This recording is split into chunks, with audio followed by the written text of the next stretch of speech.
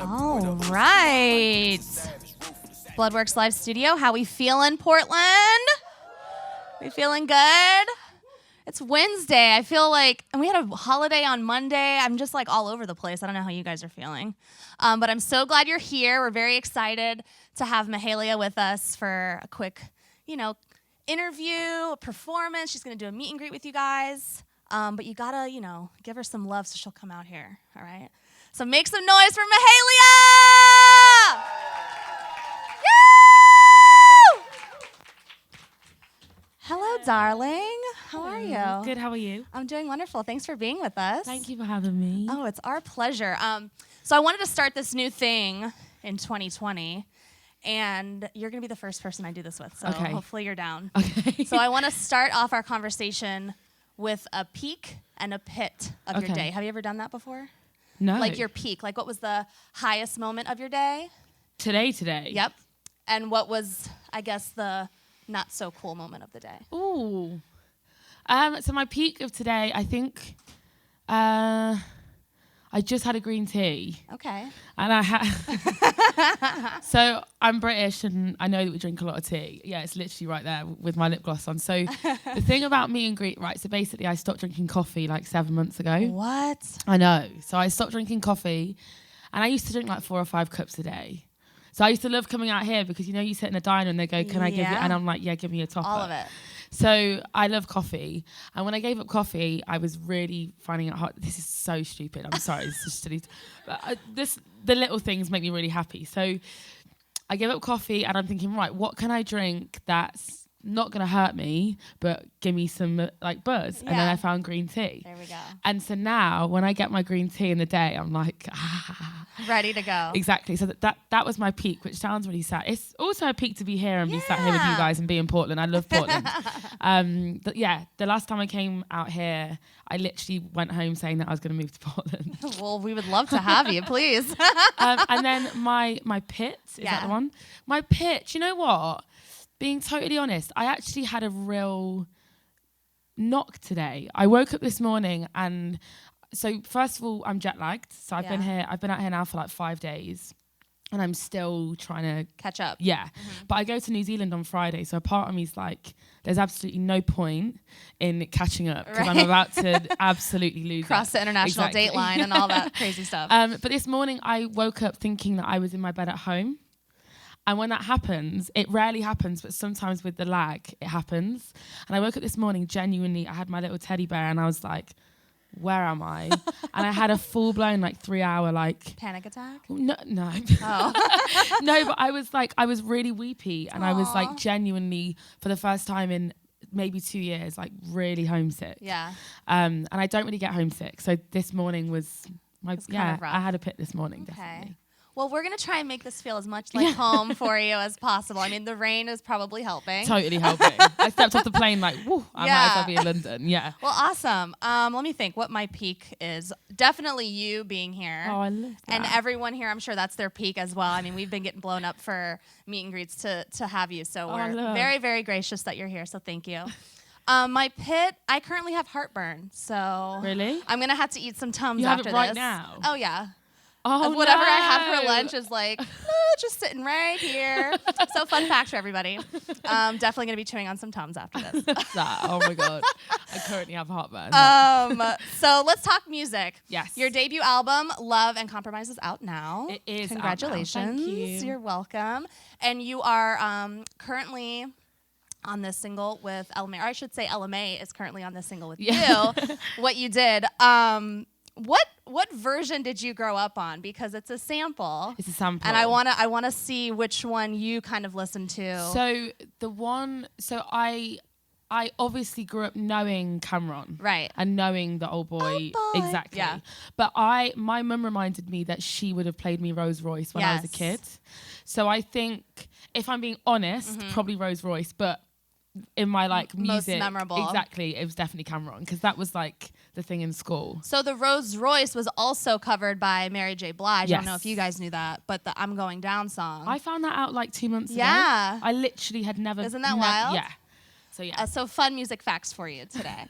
What was it like getting in the studio with LMA? Or have you guys been friends for a while? Have you collaborated before? So we haven't collaborated before, but we met 2 years ago. I was doing a show in LA, and she came to the show, which was like a massive shock for me because it was a really small little venue, and she showed up, and then she came backstage and we chatted for a bit, and we kind of, you could tell that we immediately got on, but we didn't have long enough to kind of talk. And then she invited me on tour. And then I went on tour with her, really got on, had a really great time. And this song wasn't supposed to happen. The album was done, dusted, delivered. Right. And then LMA, she just texted me saying, "Is your album finished? Because I'd love to be a part of it." I know, like what a champion. I was like, yes. Were you weeping when you got that text? I was weeping for so many reasons because I was really excited, but I was also like, oh my God, I'm about to deliver. Like I was delivering that album like 48 hours later. Oh. Yeah. And delivery is so like, if you miss delivery, you miss everything. Yeah. So I was scared. But we did it. And you got it done. Yeah. I love that. You are nominated for how many Brit Awards? One. Yes. And the Brit Awards are like the Grammys for you guys over there, right? Yeah. Is this your first time being nominated for? No, I was, well, yeah. No, I was nominated last year. Okay. But I was nominated for the Brits Critics' Choice, which is really, it's just as incredible, right? But it's different because it's like it's basically pre the ceremony, so you find out who wins before the Brits have even happened. Oh wow! So I was nominated for that last year, which was amazing. Yeah. But yeah, to be nominated this year, when I found out, I was on holiday. I went away for the New Year and I was in Ibiza with some friends. And I found out, and we were in this little Spanish cafe eating like potato and sausage and like a really like crappy lunch, like potato sausage, like way too much ketchup and mayo, and comfort like food. Everybody had a bit, yeah, and like we all had beers, and I found out, and I literally was crying for like 2 hours. Yeah, this is like the British Grammys, right? Exactly. Yeah, it's huge. It's the same magnitude of. Yeah.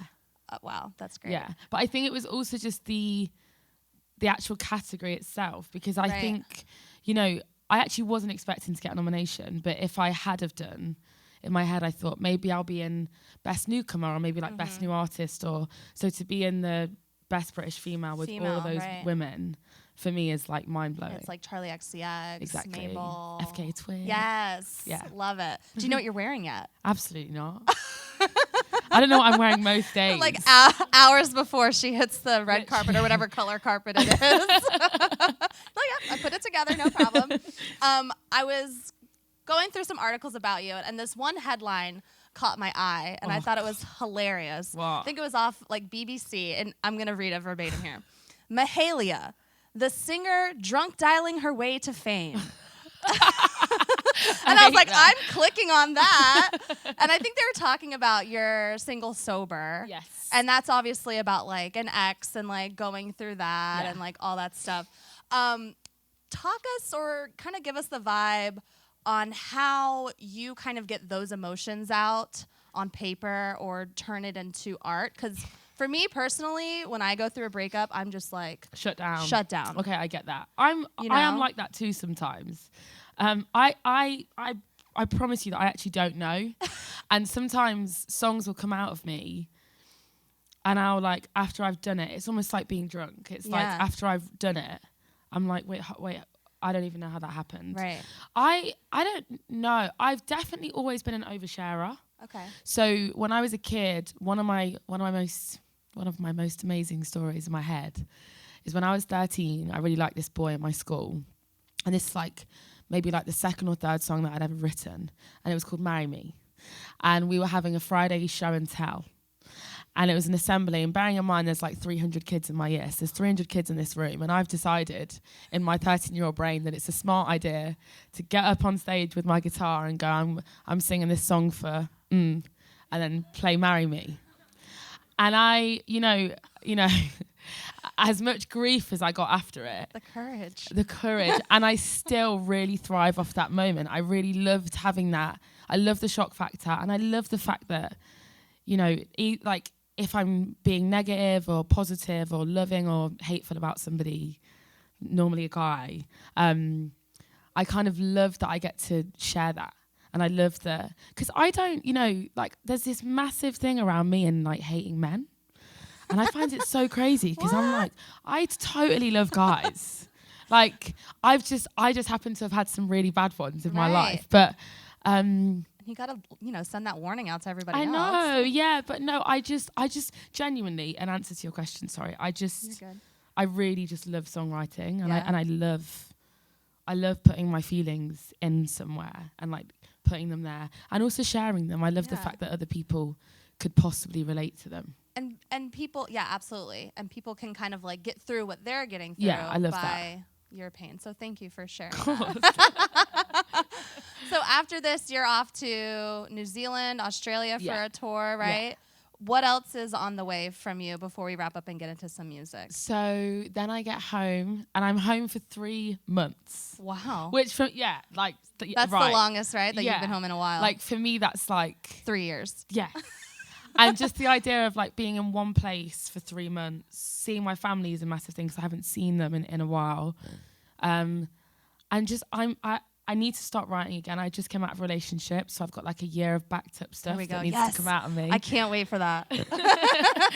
And then I want to be around musicians again. And like, I mean, I spend most of my life around musicians, but touring is a whole different beast. Mm-hmm. And I want to be in boxes again until like 2 a.m, just like letting stuff out. And I want to do normal stuff. Like I was talking to somebody yesterday, and I really want to learn to drive this year.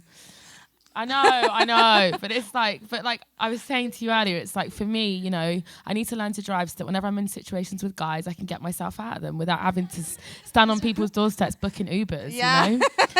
That awkward, like 7 minutes away. It's like, shit. Yeah. No, I should have scheduled the Uber. Yeah. Well, I love it. Thank you so much for the conversation. Are you guys ready to hear some music? Yes! Give it up for Mahalia. Amazing.